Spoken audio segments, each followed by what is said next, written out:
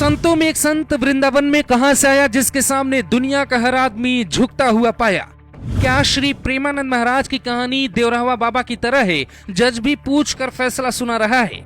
जब दोनों किडनी नहीं है तो जिंदा कैसे हैं? क्या संत की विद्या के सामने हार गया है विज्ञान?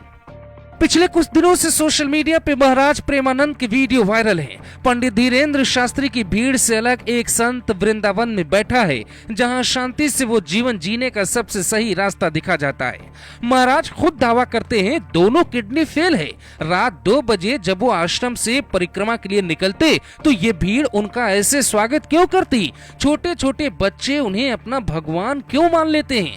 जिस संत का न स्वांग है न ही लाखों की भीड़ में वो कथा सुनाते हैं, फिर भी उनकी सच्चाई में ऐसा कौन सा रहस्य है जो आपको कहानी सुनने के बाद वृंदावन जाने पे मजबूर कर देगी? ठाकुर देवकीनंदन महाराज उनके चरणों में लेटकर वंदना करते हैं। विराट कोहली घुटनों पर बैठकर आशीर्वाद लेते हैं। जज उनसे फैसला लेने से पहले राय लेते हैं। मानो दुनिया को एक ऐसा संत मिल गया हो जो आडंबर से दूर किसी ज्ञान की गुफा में विज्ञान को चैलेंज कर रहा है। इसीलिए हम आपको पूरी सच्चाई सुनाते हैं। यूपी के कानपुर में आज से 60 साल पहले बाबा का जन्म कानपुर के सरसौल ब्लॉक के आखिरी गांव में होता है। सिर्फ 10 साल की आयु में स्वामी प्रेमानंद महाराज अपनी माँ से कहते हैं, माँ मैं पढ़ाई नहीं गीता पढ़ना चाहता हूँ, रामायण को समझना चाहता हूँ, भगवान को मानने से पहले समझना चाहता हूँ। मैं घर छोड़कर आश्रम में भगवान से मिलने जाता हूँ। माँ को लगा बेटे को किसी ने कुछ बताया होगा, पिता को लगा उसने किसी संत की बात सुन ली होगी, पर प्रेमानंद महाराज के दिल का कनेक्शन भगवान से था। स्वामी प्रेमानंद महाराज ने घर छोड़ दिया।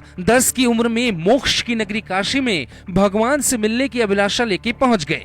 महाराज खुद बताते हैं, मैं वाराणसी में 4 बजे भोर ही गंगा स्नान करता, फिर भिक्षा मांग के प्रसाद ग्रहण करता, सत्संग में ध्यान लगाता। वाराणसी में संतों की नगरी है, उनके साथ रहता। जिस दिन भिक्षा नहीं मिलता उस दिन गंगा जल ग्रहण कर ही भगवान का अनुसरण करता। कहते हैं इरादा अगर बड़ा हो तो हौसला भी चट्टानी होना चाहिए। भगवान को आना पड़ता है, बस भक्त को बुलाने का सही तरीका पता होना चाहिए। और यहीं से कहानी की शुरुआत होती है। एक अज्ञानी बालक के महान संत बनने की कहानी की शुरुआत। वाराणसी में गंगा की गोद में सोए प्रेमानंद महाराज को एक दिन सपने में भोलेनाथ आते हैं और कहते हैं, तुम यहाँ क्या खोज रहे हो? तुम्हें भगवान से मिलना है तो वृंदावन जाओ। बाबा ने दूसरे ही दिन रास्ता नाप दिया और फिर वृंदावन पहुँचे तो जिंदगी दूसरा अध्याय लिखने को तैयार थी। वृंदावन में श्री द्वारकाधीश के दर्शन करते हुए प्रेमानंद महाराज फूट फूट के रोने लगे। मंदिर में बाकी भक्तों ने देखा एक जवान बालक संत के रूप में भगवान को निहार कर रो क्यों रहा है। सत्संग राधा बल्लभ संप्रदाय से लगाओ। भगवान में आस्था ने उनकी उम्र के साथ उन्हें एक वरदान दिया। 35 साल की उम्र में उनकी तबीयत अचानक खराब हुई। बाकी आश्रमों में खबर पहुंची, बाबा अब नहीं बचेंगे। डॉक्टर ने रिपोर्ट देखी और कहा, बाबा सिर्फ 5 साल आपके पास बचे हैं, आपकी दोनों किडनी फेल है, मुश्किल है आपका बचना।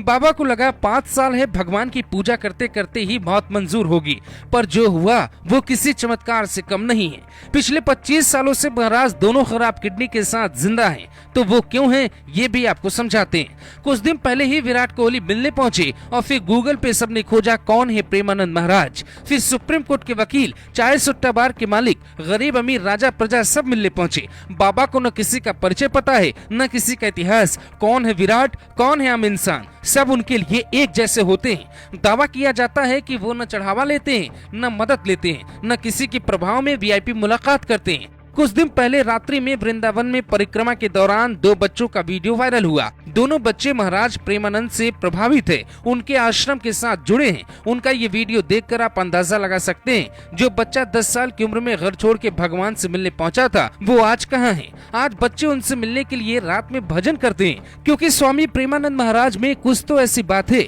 जो आज के युग के बाबाओं में नहीं होती है। Bureau report, global Bharat TV.